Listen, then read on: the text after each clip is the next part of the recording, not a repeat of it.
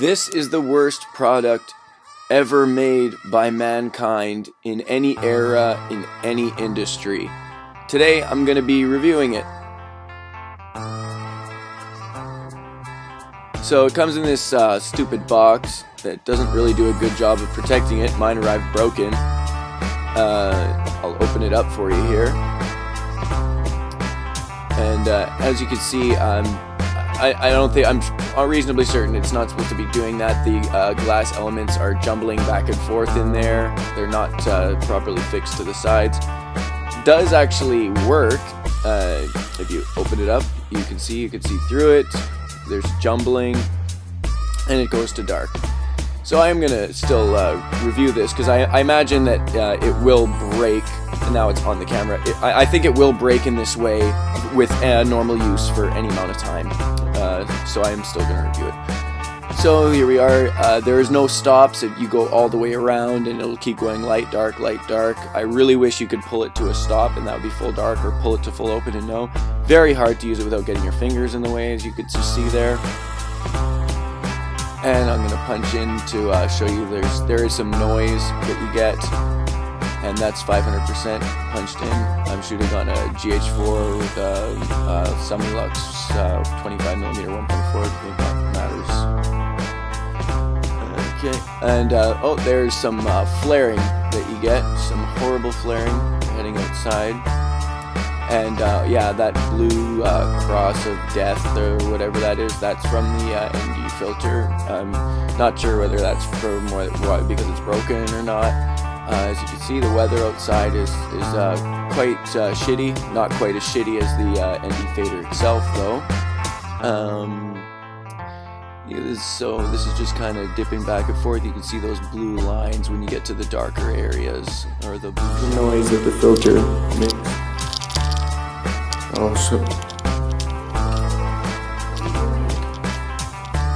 Alright, so I'm back at the back part of my building. This is a snowpocalypse, basically. Those little dark areas out there in the white are vehicles that are, that's a parking lot. Vehicles are covered in snow.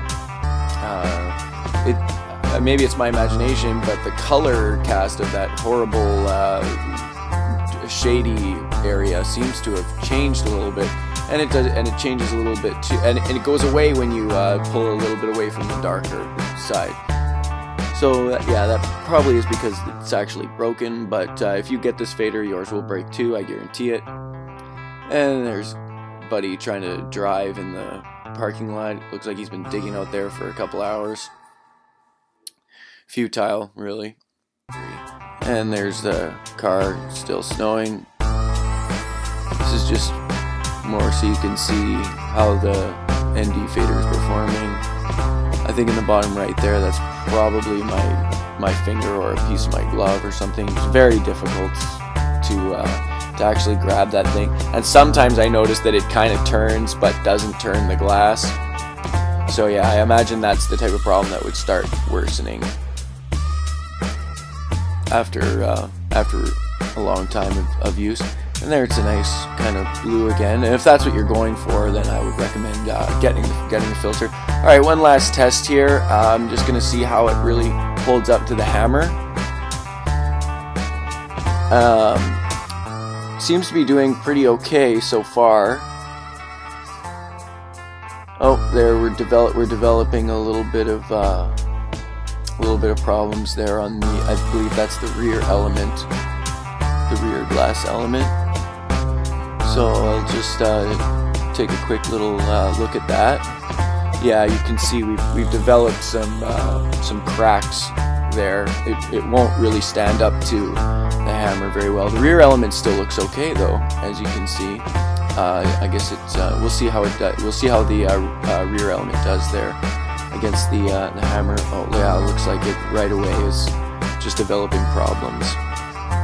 Yeah, the side test. I'm not even hitting it quite lightly here. Doesn't seem to be. Well, it seems to be holding out quite well, but as you can see, spraying away from it. I don't know if you can see there. It's actually beginning to return to the sand from whence it came.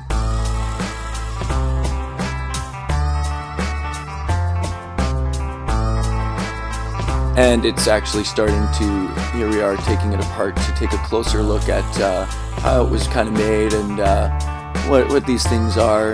They seem almost like a papery sticker plastic stuff that kind of has maybe some melted sand in the middle of it or something. Not really too sure. I would actually recommend this filter if you hate $10 bills.